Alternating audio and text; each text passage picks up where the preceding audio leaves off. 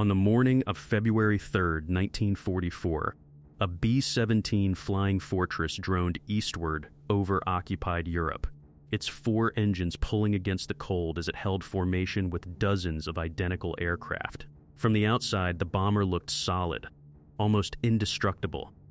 From the inside, every crewman knew it was not. They were flying straight into German airspace, and the Germans were waiting.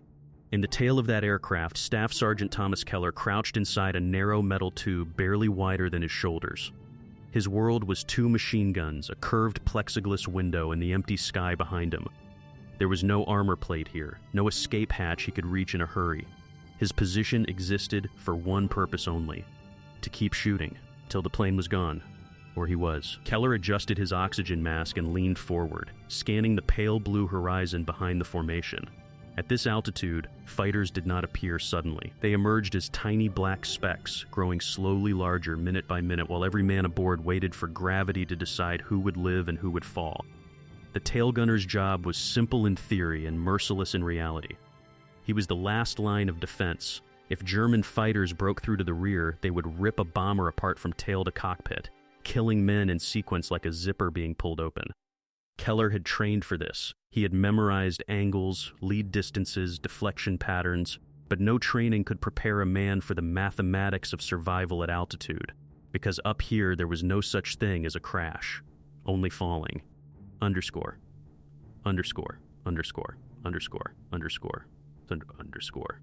Thomas Keller had not grown up dreaming of war. He came from a small farming town where the horizon was flat and predictable, where machinery broke down slowly and problems announced themselves ahead of time. He was good with his hands, steady under pressure, and unusually calm when things went wrong. These qualities had meant little before the war. They meant everything once he joined the Army Air Forces. He enlisted in 1942, just months after Pearl Harbor, like thousands of others who understood that the war would not end quickly and would not be fought from a distance. The recruiters saw his eyesight, his coordination, and his calm demeanor and sent him into gunnery training. Tail gunnery was not glamorous. It was not the cockpit. It was not the bombs. It was the most exposed position on the aircraft, the farthest from help, and statistically the deadliest. But Keller did not protest. He learned the guns. He learned the rhythm of belt feeds, the feel of frozen metal through thick gloves, the way vibration changed when the aircraft took damage. Most importantly, he learned something instructors rarely said out loud. A tail gunner does not fight to survive. He fights to delay. Every second he keeps enemy fighters at bay is another second the bomber formation holds together. Another second the pilots stay alive. Another second the men in front of him get a chance to escape if the worst happens. By late 1943, Keller was assigned to the 8th Air Force in England. He flew his first mission over Germany in December. He watched flak burst like black flowers around the formation. He saw bombers vanish in orange flashes without ever changing altitude. He learned how quickly a formation could unravel, and he learned how alone a man could be even with 9 others aboard the same aircraft. By early 1944, the air war over Europe had entered its most brutal phase. American bombers were pushing deeper into Germany, targeting factories, rail hubs, and fuel depots that kept the Wehrmacht moving. The Germans responded with everything they had. Fighters came in coordinated waves, head-on attacks from the front, slashing passes from below, and always, eventually, the rear. The Luftwaffe knew the math as well as the Americans did. Break the tail. The rest of the aircraft follows. On February 3rd, the target was an industrial complex deep inside German territory. The mission briefing was brief and grim. Heavy fighter opposition expected. Flak concentrations dense near the target. Weather uncertain. No one said it out loud, but every crewman knew this was the kind of mission that ended careers. As the formation crossed the coast, Keller watched the sky behind them darken with distant flak bursts. He tightened his harness and rotated his guns, feeling the resistance in the mounts. Everything felt normal. That, more than anything else, unsettled him. The first fighters appeared just after noon. At first, they were nothing more than dots, drifting upward from below the formation. Keller reported them over the intercom, his voice flat and professional. Other gunners did the same. The bomber formation tightened instinctively, aircraft sliding closer together until wingtips felt uncomfortably near. The sky began to move. German fighters streaked through the formation in high-speed passes, cannons flashing, tracers stitching lines of fire across the air. Keller tracked targets that never quite entered his firing envelope, his guns following shapes that vanished as quickly as they appeared. Then one fighter broke formation. It came from below and behind, climbing fast, its nose pointed directly at Keller's position. He opened fire, the twin 50s bucking against their mounts as spent casings clattered around his feet. Tracers reached out and vanished into the blue. The fighter pulled away at the last second, missing the tail by yards. Keller kept firing until it disappeared, then stopped, breathing hard into his oxygen mask. His hands were already numb. His heartbeat was steady. This was only the beginning. Underscored. Underscored. Underscored. Underscored. Underscored. Underscored. There's only the Protestant, the Utterland Sign on Panches of Pink Stone. As the bombers pressed deeper inland, the attacks intensified. Fighters came in pairs now, then groups. Keller fired in short bursts, conserving ammunition, adjusting for speed and angle. He saw pieces shear off enemy aircraft, watched one spiral downward trailing smoke. But for every fighter that fell, another replaced it. The formation began to thin. A bomber off to the left took a direct hit from flak and exploded midair, debris flashing past Keller's window. Another fell out of formation, engines burning, slowly losing altitude as fighters closed in. Keller understood what that meant. A lone bomber was a dead bomber. He checked his guns again, felt the vibration through the frame as the aircraft shuddered under near misses. Somewhere forward, the pilots fought to keep altitude and heading while the bombardier prepared for the run. Then the aircraft jolted violently. A burst of flak detonated beneath them, close enough that Keller felt the concussion through the metal floor. Warning lights flickered. The bomber lurched, then stabilized. Tail okay, Keller reported automatically, even though he could feel cold air seeping in from somewhere behind him.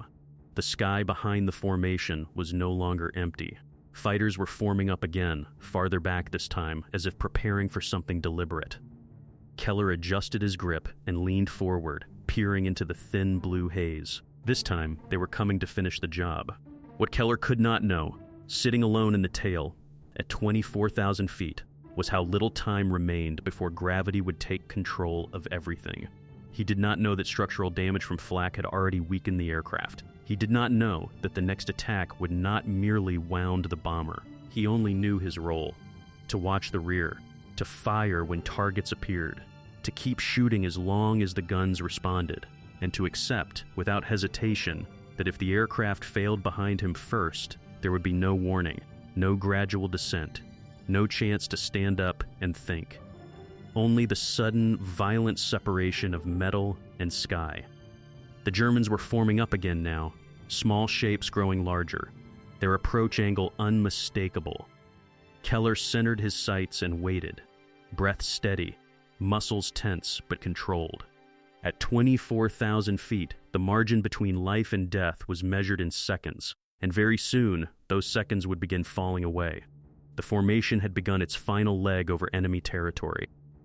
Below, the German countryside stretched in shades of winter gray and white, a patchwork of frozen fields, forests, and roads. Above and around the bombers, the sky roared with the mechanical cries of war, engines whining, tracer fires stitching jagged lines through the air, flak bursts detonating in columns of black smoke. Staff Sergeant Thomas Keller, hunched in the tail of Iron Resolve, adjusted his gloves. Every movement was deliberate, every action counted. He could feel the vibration of the aircraft through his feet, up his spine, into his shoulders. Every time the plane shuddered from flak or enemy fire, he braced himself against the steel bulkhead. He was acutely aware that the machine guns in his hands were the only defense the rear of this aircraft had. He scanned behind him and saw them, a dozen Messerschmitt Bf-109s diving from the clouds, their sleek fuselages glinting in the faint sunlight. From above, Focke-Wulf 190s came screaming down, their wings slicing through the air like knives. Keller's breath fogged his oxygen mask. The moment of truth was imminent. The Luftwaffe had mastered a terrifying strategy. Fighters attacked in pairs.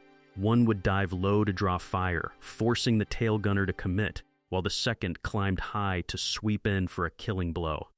Keller's training told him to track targets methodically, fire in controlled bursts, and never lose situational awareness. But real combat at 24,000 feet was nothing like training. The first pair struck. Keller pressed his shoulder into the steel chest plate, lifted the twin .150 calibers, and fired. The tracers leapt forward, stitching a line through the thin air. One fighter broke apart mid-roll, smoke streaming from its engine. Keller allowed himself no pause. The second aircraft was already diving from above. He shifted his aim, squeezing triggers in a rapid, practiced rhythm. Spent casings scattered around his knees, the smell of cordite burning the air. The plane shuddered from near misses, and Keller could feel the metal flex under him, the frame vibrating with the impact of cannon shells. Every second stretched, every heartbeat measured. The formation ahead of him was losing planes.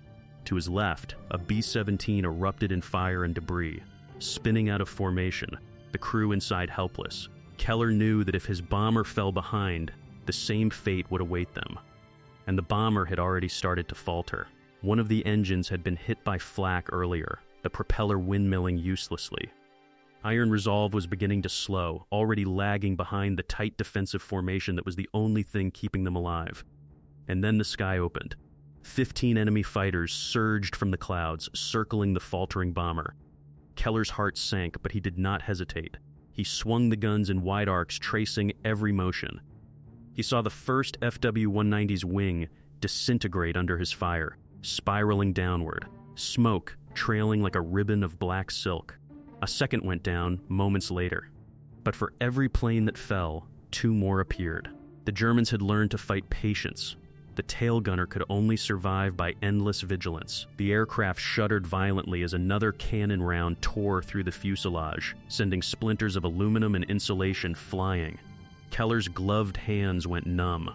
Frostbite had already claimed part of his fingers, and the vibration from the guns made it almost impossible to maintain aim. Still, he fired, letting instincts guide him, suppressing fear, pain, and the knowledge that this could be the end. Somewhere in the front, the bombardier called over the intercom. The message was garbled, almost indecipherable under static and the rumble of engines. Keller could hear the cries of the men in other gunners' stations as rounds tore through their positions. The top turret was silent. The ball turret was silent. The waist gunners had gone quiet.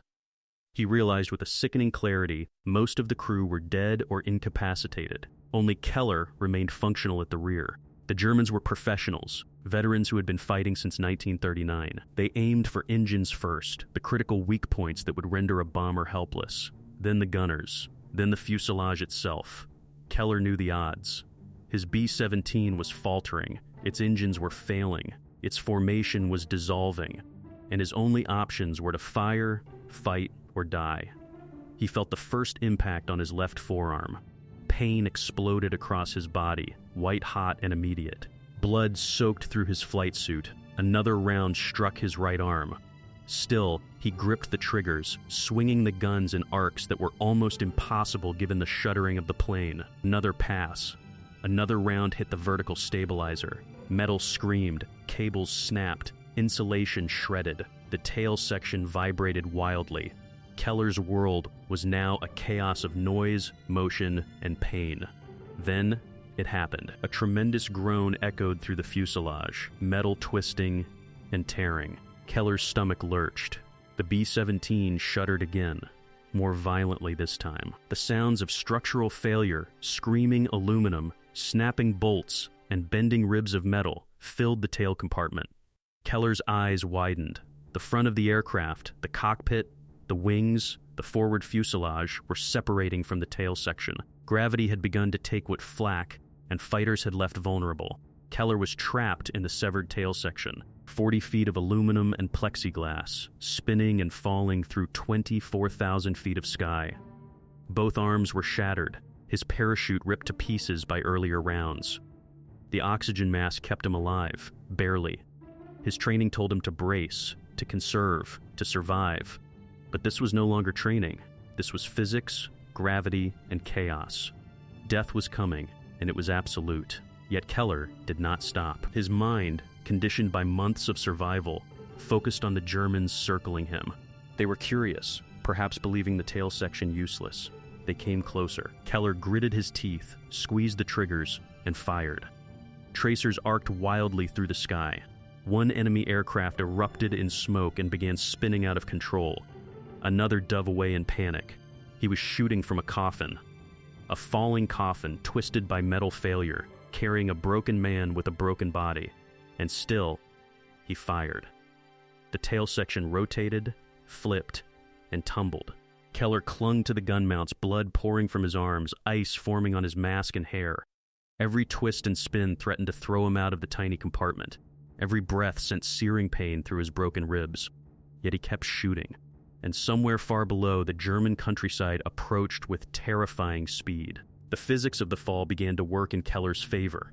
Oddly, almost miraculously, the tail's stabilizers caught enough air to reduce the terminal velocity from free fall speed to something slower. The spinning of the wreckage slowed, giving him a fraction of control he could exploit. Every second counted. Every second that the Germans could not touch him was a second closer to the earth he might survive. Through the torn metal, he could see the fields below, frozen rivers, the distant roads of the German hinterland. He measured distances instinctively, gauging wind, spin, and trajectory. Each shot he fired was not just survival, it was defiance. Each enemy plane forced away was a tiny victory against the inevitable. He was falling 4 miles to the earth, wounded, broken, in a section of fuselage that should have been a tomb. And yet he was alive. The next moments would decide everything. The Germans circled, attacking with precision, certain that the American was finished. The tail section twisted, whipping him around like a rag doll. Blood poured freely from wounds that would have felled any other man.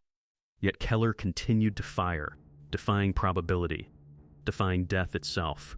For a brief, impossible interval, it was no longer about the mission. It was no longer about bombs, factories, or orders. It was about one man, in one tail, at 24,000 feet, holding on by sheer will, refusing to surrender to gravity, fire, or fear. The sky had erupted into chaos. Every second stretched into an eternity. Every shot fired became part of a pattern that no one could predict. Keller was now the story. Not the Germans, not the flak, not even the aircraft. He was the tail gunner, falling through winter air, shooting at death and surviving. And the world was about to watch him rewrite what survival meant. The sound hit first, a deep, metal scream that reverberated through every inch of the tail section. Keller's stomach lurched violently as he realized the worst had happened. The forward fuselage, cockpit, wings, engines had been ripped away entirely. One moment, he had been part of a flying fortress, one of hundreds in formation. The next, he was alone, in a twisted coffin of aluminum and plexiglass, spinning through the thin, freezing air at 24,000 feet. Pain exploded in both arms, the shrapnel embedded in muscle and bone, the cold biting down through his gloves and flight suit. Blood ran freely, dripping onto the floor and freezing almost instantly. His parachute, shredded by earlier cannon fire, was useless. Keller had no escape. Death was no longer a distant possibility. It was immediate. And still, he did not stop. Above him, the Luftwaffe circled, watching, curious, confident. They had seen a tail section alone before. They had seen men fight back, but never like this. Keller gritted his teeth, muscles screaming, and pressed the twin .50 calibers against his chest mount. The wind screamed past his face. The world spun end over end. Every shot he fired was almost impossible to aim, yet instinct guided his hands. A Messerschmitt dove in from the 3 o'clock low position. Keller fired. Tracers arced across the sky, connecting with the fuselage. Smoke erupted. The pilot broke off and spiraled downward, twisting like a falling leaf. The tail section tumbled. Every rotation threw him against walls, ribs, and seats. Every second was agony. Yet the guns roared again and again. Another fighter dove, and another. Keller's bullets tore through engines, wings, and fuselages, scattering the Luftwaffe in a frenzy. The impossible was happening. A man trapped in a 4-mile fall, wounded, without a parachute, was still shooting enemy aircraft. He had trained for this, every minute, every drill, every practice session on the range with his instructors. But no one had trained for falling through a hurricane of cold and fire, suspended in a coffin of mangled steel, arms shattered yet functional, fighting for every breath. The thin oxygen barely sustained him, and frostbite had already claimed the tips of fingers he still used to squeeze triggers. Keller's mind was razor-sharp despite the pain. He tracked each plane, predicted every dive. He fired in short, precise bursts, letting instinct and muscle memory take over. One enemy plane after another went down in spirals of smoke and flame. The tail section rotated wildly, yet he adapted with each spin, each twist, each jerk of the wreckage. Below, the German countryside approached with alarming speed. Ice-coated fields and black forests blurred together. The cold air whipped around him, cutting through layers of clothing, freezing blood and exposed wounds, numbing senses yet sharpening adrenaline. Time was no longer measured in seconds, but in rotations of the tail section. One spin, two spins, another dive. The ground rushed closer. Then came the worst of it. A cannon shell from above struck the tail again. Metal tore. Control cables snapped completely. The structure groaned, twisted, threatening to come apart entirely. Keller braced himself. He could feel the aluminum walls bend around him. Every shot fired required more effort as the guns became unstable in the tumbling wreckage. And yet he fired. He had to. Survival depended not on hope, but action. The sky itself seemed to conspire against him. Clouds tore past, flak bursts exploded nearby, debris from other bombers floated around. Tracers from the Luftwaffe made patterns in the sky, lethal threads weaving through cold air. Keller's hands, broken and numb, worked like a machine. Every pull of the trigger was life or death. Every shot counted. And then, the tail's crude aerodynamics began to offer a sliver of salvation. The vertical and horizontal stabilizers, bent and mangled, acted like crude wings. The tumbling slowed. The wreckage began to glide rather than plummet. Keller clung to this fragile advantage. The ground was still miles away, yet for the first time he calculated he might survive. If he could keep firing, keep controlling, keep breathing. Minutes felt like hours. Every pass of the enemy, every cannon blast, every shudder of the wreckage demanded attention. Keller's body was a map of pain, shattered arms, broken ribs, frostbite, and lacerations that ran from head to chest. Blood coated him, yet the machine guns roared with each squeeze. The impossible became his reality. He was alive, falling, and still the last defense of a dead bomber. A Messerschmitt attacked from below, closing in for the kill. Keller adjusted, firing in bursts so precise they should have been impossible. The fighter spiraled away in smoke, engines failing. Another dive, another explosion. He could hear nothing but the roar of air, the mechanical scream of metal, and the staccato of his guns. He could no longer feel fear. It had been replaced by pure, relentless focus. Then, as the ground drew nearer, the tail section collided with the first treetops. Wood snapped, branches tore through the fuselage, yet it absorbed some of the impact. The section cartwheeled through frozen fields, shedding pieces of metal like leaves in a storm. Keller's head struck steel. His vision exploded in white light. Pain radiated through every limb. Yet he survived. For a moment, everything stopped. Silence fell. The winds of 24,000 feet gave way to the muffled quiet of snow-covered fields. Keller lay in the wreckage, shattered, bleeding, bruised beyond recognition. His arms were broken, his ribs fractured, yet he was alive.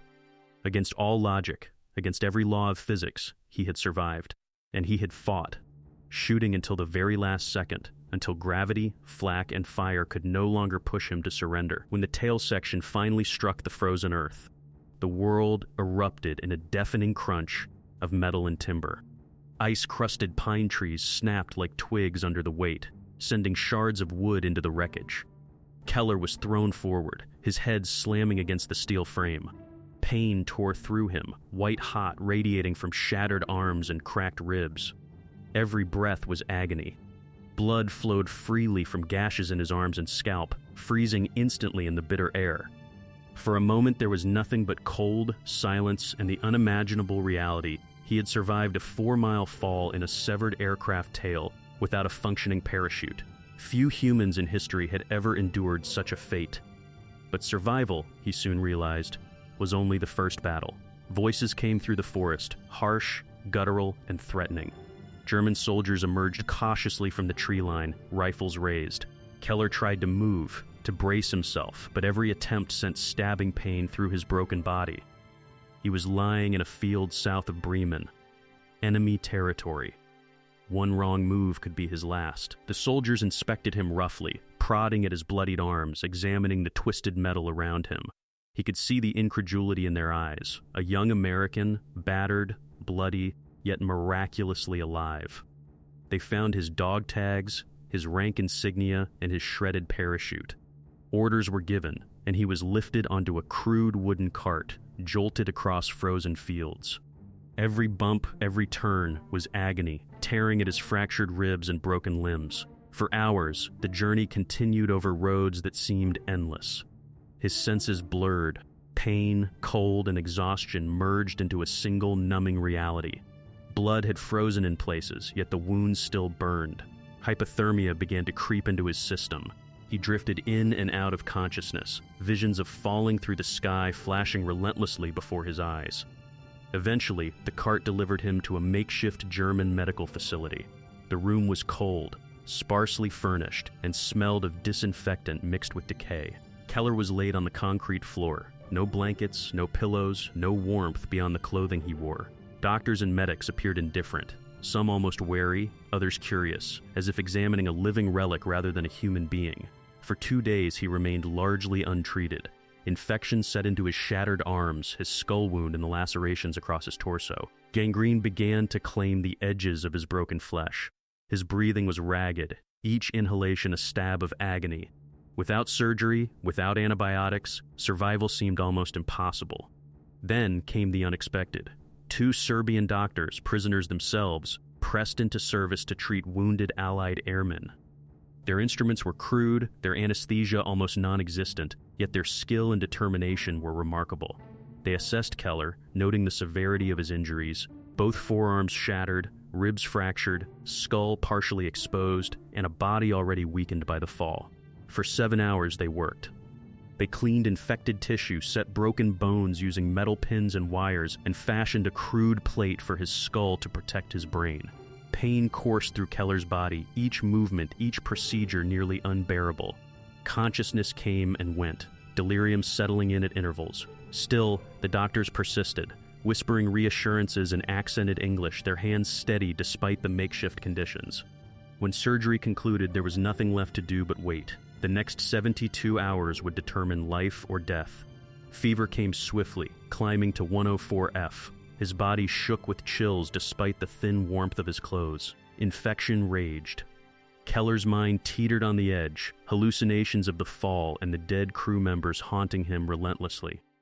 Yet he clung to the faintest threads of survival, instinct, stubborn will, and the knowledge that giving up would mean immediate death. On the 3rd day, the fever broke. Keller opened his eyes to the dim light of the facility, recognizing the shapes around him for the first time. His body was battered, disfigured, and nearly unrecognizable. Yet, he was alive. The Serbian doctors, exhausted and undersupplied, confirmed what should have been impossible. He had survived. Weeks passed. The wounds healed slowly. Arms regained partial function, ribs strengthened, and the skull plate allowed him to think clearly again. But life as a prisoner had only just begun. Once stabilized, he was transported to a permanent POW camp designed for captured Allied airmen. Conditions were harsh: wooden barracks, barbed wire, minimal rations, and brutal winters.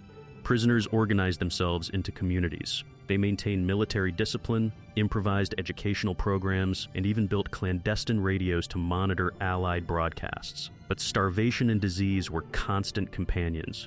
Red Cross packages were rare. Food often consisted of thin soup, black bread, or whatever could be scavenged. Many prisoners lost 30 pounds or more. Keller's body continued to heal, yet the psychological scars ran deeper. The metal plate in his skull throbbed in the cold. His broken arms were weak, constantly aching. Nightmares of the fall, of the aircraft disintegrating, of the flak and enemy fire replayed relentlessly. He rarely spoke of what had happened, not to guards, fellow prisoners, or even himself. Months passed. In the summer of 1944, the Germans transferred Keller and other prisoners across occupied Poland. often in crowded cattle cars, standing room only, unsanitary conditions, no food for days. Each journey was another test of endurance, another chance for death in the form of disease, starvation, or violence. Then came the worst, the so-called hell ship. Hundreds of Allied prisoners were packed into the bowels of an aging freighter, below deck, with no light, no ventilation, and no sanitation. Dysentery, thirst, fever, and panic spread rapidly. Men died in the hold, their bodies lying among the living. For 4 days, Keller endured darkness, filth, and the constant threat of death. He emerged only after the ship docked, weak, emaciated, and haunted, but still alive. By the winter of 1944-45, he had survived a catastrophic fall, near fatal injuries, crude surgeries, months of POW life, and a hellish sea voyage. Yet the war continued, and survival remained a daily struggle. Snow, cold, disease, and German orders loomed over every prisoner, yet Keller endured. Every step, every breath, every day was a victory over the unimaginable odds stacked against him. And then came February 1945. Soviet forces advanced from the east, and Allied armies pushed from the west. The Germans, fearing liberation, ordered an evacuation of POW camps. Prisoners were assembled in freezing temperatures for what would become one of the longest forced marches in history. Known later as the Black March, this grueling trek spanned hundreds of miles, through blizzards, ice, and starvation. Keller, now a shadow of the young man who had climbed into a bomber months earlier, placed one foot in front of the other. Frostbite, pneumonia, malnutrition, and exhaustion surrounded him on every side.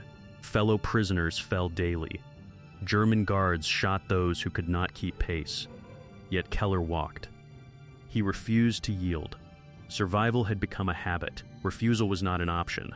Each step was a testament to the same relentless will that had kept him firing as the tail of a B-17 tore apart above Bremen. February 1945 was a cruel month. The winds cut through the thin clothing of the prisoners. The snow blanketed the ground in blinding whiteness, and the German guards showed no mercy. Keller, now 19 but aged beyond his years, joined the column of thousands of Allied prisoners forced to march west. Their destination was unknown, their journey uncertain. Refusal to move meant a bullet. The march became a gauntlet. Frostbite claimed fingers and toes, pneumonia and dysentery swept through the ranks, and starvation gnawed at the prisoners' bodies. Raw potatoes scavenged from fields, black bread scraps, melted snow from dirty ditches. This was survival. Each step was agony, yet each step was life. Keller's body, already broken and scarred, tested with every mile. His arms ached constantly, his ribs throbbed, and the metal plate in his skull made every gust of cold unbearable. Yet he walked, one foot in front of the other. The same stubborn determination that had kept him firing in the tail of a falling B-17 now carried him across the frozen German countryside. He was no longer just surviving the war, he was defying it. Fellow prisoners fell daily, some to illness, some to exhaustion, some to gunfire. Yet Keller endured, a living testament to human resilience. The days blurred into weeks. Snowstorms raged. Nights were spent huddled in barns filled with animal waste or lying on frozen ground. Hunger became a constant companion gnawing at the edges of sanity. The march claimed over 1,000 lives, leaving a trail of bodies like grim markers of the cruelty of war. Yet even as death surrounded him, Keller pressed on. He could not, would not surrender. And then, finally, liberation came. On April 26, 1945, the column reached the Elbe River. American soldiers from the 104th Infantry Division appeared on the horizon. German guards, overwhelmed and demoralized, dropped their weapons and surrendered. For Keller and his fellow prisoners, the war that had defined their lives for nearly 2 years was finally over. Keller, weighing barely 93 pounds, looked like a shadow of the young man who had climbed into that bomber months earlier. His body bore the marks of every trial: frostbite, malnutrition, shattered limbs, a skull plate that throbbed constantly, and a back permanently scarred by the fall. Yet he was alive. Against all odds, against every calculation of survival, he had endured. Medical personnel rushed to stabilize the liberated prisoners. Many required immediate care. Typhus, pneumonia, frostbite, and untreated injuries demanded urgent attention.